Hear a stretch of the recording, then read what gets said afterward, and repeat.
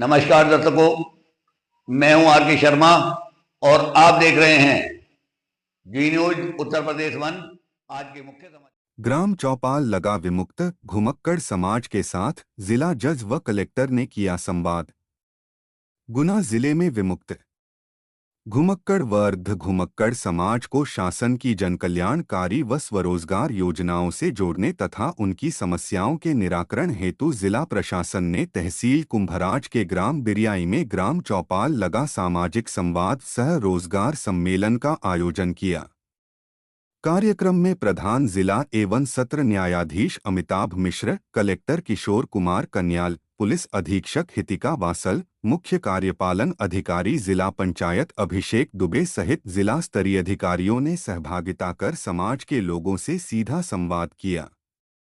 ग्राम चौपाल को संबोधित करते हुए कलेक्टर श्री कन्याल ने कहा कि ग्राम चौपाल ग्रामीणों की समस्याओं के समाधान का प्रभावी माध्यम है। इसका उद्देश्य गांवों में पहुंचकर लोगों की समस्याओं को सुन उनका निराकरण करना है। कार्यक्रम को संबोधित करते हुए प्रधान जिला एवं सत्र न्यायाधीश अमिताभ मिश्र ने कहा कि जिला विधिक सेवा प्राधिकरण के माध्यम से समाज के प्रत्येक पात्र व्यक्ति को विधिक सहायता उपलब्ध कराई जाएगी। जिला न्यायालय एवं प्रशासन उनके पुनर्वास और विकास के लिए हर संभव सहयोग करेगा। पुलिस अधीक्षक श्रीमती हितिका वासल ने लोगों से अपराध व नशे से दूर रहकर आत्मनिर्भरता की दिशा में आगे बढ़ने का आह्वान करते हुए नशा छोड़ने की शपथ दिलाई। कार्यक्रम में सभी अधिकारियों ने पौधरोपण भी किया। इस मौके पर एसडीएम चाचौड़ा अमित सोनी सहित अन्य अधिकारी आमजन उपस्थित थे। गुना एमपी से डायरेक्टर आर के शर्मा की खास रिपोर्ट। जिस ऑफिस में जिस साधन से जहां भी जो उपलब्ध कराना होगा वो आपको सुविधाएं उपलब्ध कराई जाएगी और आपको कोई कष्ट नहीं होगा। इतना बड़ा समाज है आपका, इतने पढ़े लिखे लोग हैं, इतनी बड़ी आपके में मानव शक्ति है, लेकिन आपको आगे बढ़ना पड़ेगा। ये तालाब और ये सड़क बड़ी छोटी चीज है। अपने बाजुओं पर आप भरोसा कीजिए।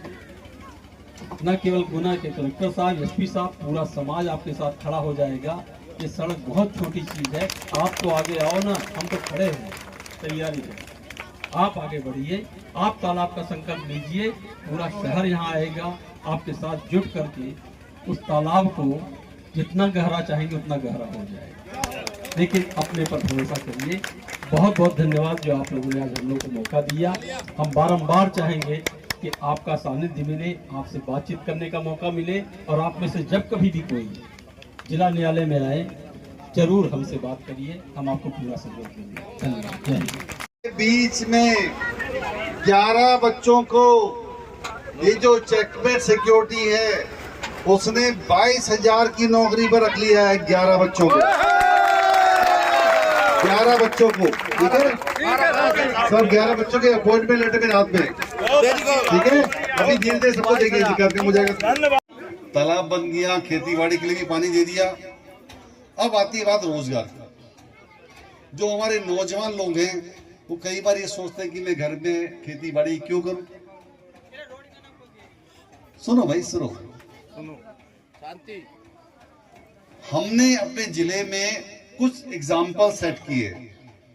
एग्जाम्पल क्या सेट किए?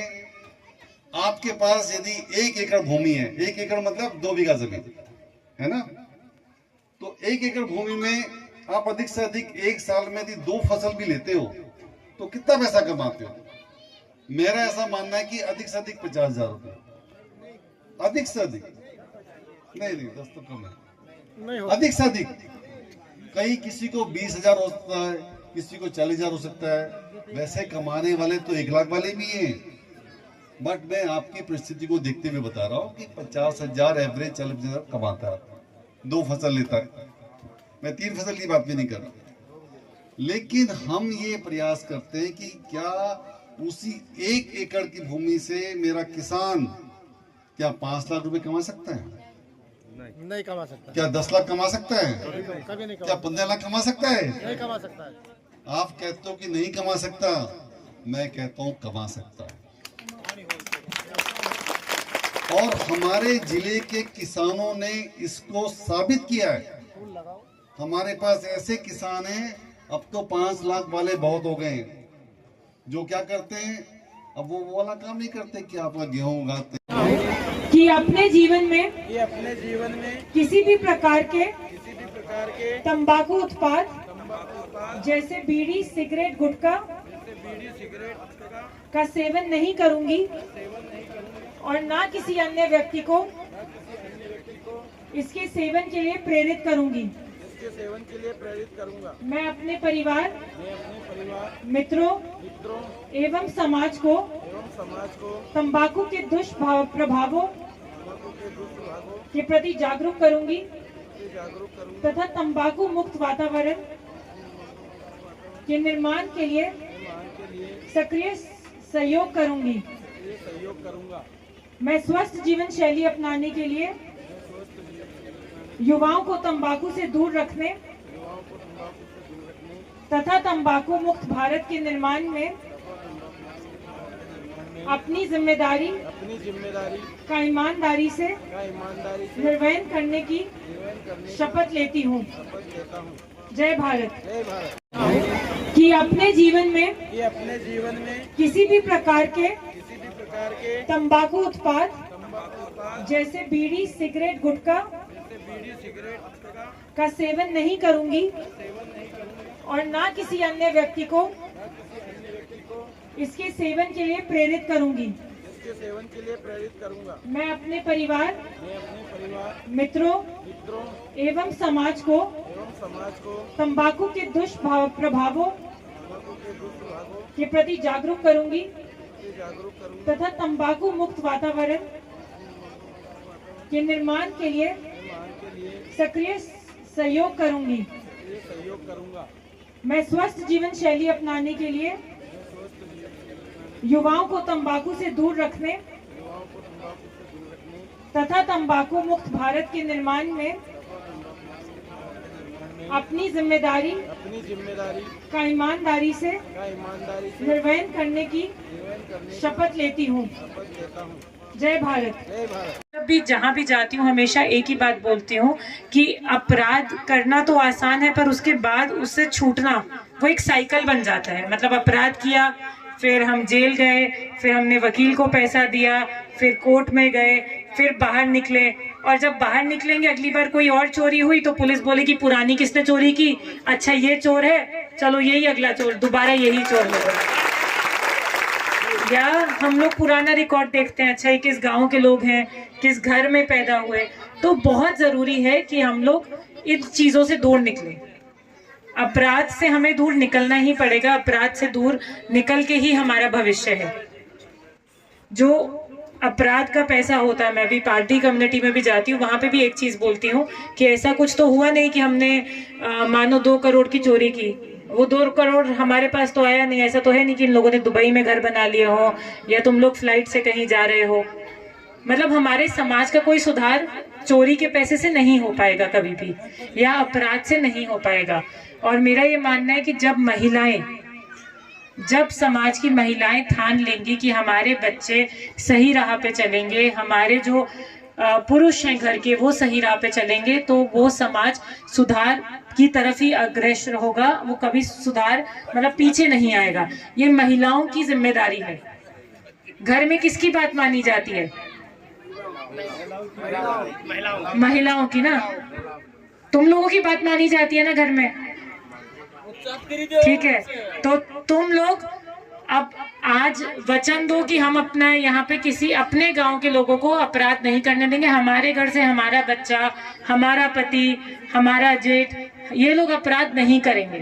तो जाकर जब तुम लोग इस चीज को एक गांठ बांध लोगे तो जाकर समाज जो है वो सुधर पाएगा। ये बात मैं मानती हूँ। अच्छी बात बोली कि साहब हमारे यहाँ पर 1000 गाय हैं और भी ज्यादा है। अब देखो 2000 तो हमारे कंजर परिवार, कंजर जाति के लोग हैं, मतलब मोटा मोटा 400-500 परिवार तो रहते ही होंगे, है ना? अब और भी जाति के लोग रहते होंगे इस पंचायत में। अभी एक नया सिद्धांत आया है, आप क्यों यूरिया डीएपी एनपी के लिए लाइन में लगते हो, जब आपके पास में गाय है, आपको पता है एक गाय से, उसके गोबर से, गोमूत्र से आप 30 एकड़ तक भूमि में उसको उपजाऊ बना सकते हो। उसके लिए खाद की आवश्यकता नहीं है। केवल एक गाय से यदि हर व्यक्ति, हर परिवार जिसके पास में खेती भूमि है, एक गाय पाल ले, एक गाय को गोद ले ले, आप सोचिए आपको यूरिया की लाइन में नहीं लगना पड़ेगा। आप अपने घर पर उस गाय को निराश्रित नहीं छोड़ रहे, पाल रहे हो। यदि दूध देती है तो बहुत अच्छा, नहीं देती तो गोबर तो देती है, गौमूत्र तो देती है। और जो हमारी प्राकृतिक खेती है उसमें यही इंपॉर्टेंट है। साथ में गोबर मिला दिया, नीम के पत्ते मिला दिए, बन गया सस्ता, घर में उपलब्ध माल। लेकिन लोग सोचते नहीं, जो प्रयास करेगा वो आगे निकल जाएगा। हमारे जिले में 4000 किसानों ने मुझको वादा किया और उन्हें प्राकृतिक खेती शुरू कर दी। 4000 किसानों ने, एक एकड़ पे। मैं जहां जाता हूं वहां पे हमारे नेताओं से भी रिक्वेस्ट करता हूं कि भैया आप भी शुरू करो। किसी के पास 10 एकड़ तो मैं कहता हूं 1 एकड़ में शुरू करो। धीरे धीरे माहौल बदल रहा है। जो हम रात्रि चौपाल करते हैं वहां पे हमारे अधिकारी भी, अभी हमारे अधिकारी ने बताया होगा, आपको बताया था कि डीडी कृषि विभाग, आप लोगों ने बोला नहीं इनको। तो अब मुझे ये बताओ कि आप में से कितने लोग प्रॉमिस करते हैं आपको कि हम अपराध नहीं करेंगे? हाथ खड़ा करके बताओ। ठीक है मैडम, पूरे खड़े कर दो। अभी कुछ लोग हाथ नहीं खड़ा कर रहे थे, बता रहे थे। हाँ, करते ही नहीं है। बहुत अच्छी बात है। तो ये जो प्रॉमिस आपने किया है ये पूरे गांव की तरफ से है। आपके इस पंचायत में मैं देख रहा था कि लगभग 2000 लोग हैं अपने कंजर समाज के। ज्यादा। हाँ, मेरे पास जो फिगर है उसमें यही है। तो ये शो करता है कि यहाँ पर काफी संख्या में लोग रहते हैं। यदि हम अपराध नहीं करेंगे तो हम क्या करेंगे? अब प्रश्न आता है ना, क्या करेंगे? तो भैया पहला काम तो ये है शिक्षा का। जो भी हमारे नौजवान बच्चे हैं 12वीं तक का, चूंकि यहाँ पे मुझे बताया गया कि केवल प्राथमिक कक्षा तक ही स्कूल है, हाँ? 8वीं का 2-3 किलोमीटर दूर जाना पड़ता है। पास में 8वीं तक हो जाएगा। हाँ हाँ, ठीक है। चलो, तो हमारा सोच ये है कि 12वीं तक का यहाँ पे स्कूल आसपास के खुल जाए।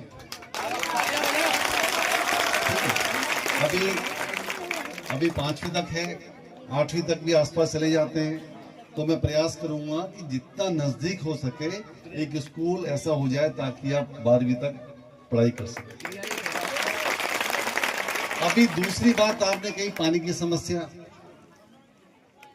चलो, मैंने इनको बोल दिया, एक बोर 2-3 दिन के अंदर लगा देंगे, पानी का एक बोर।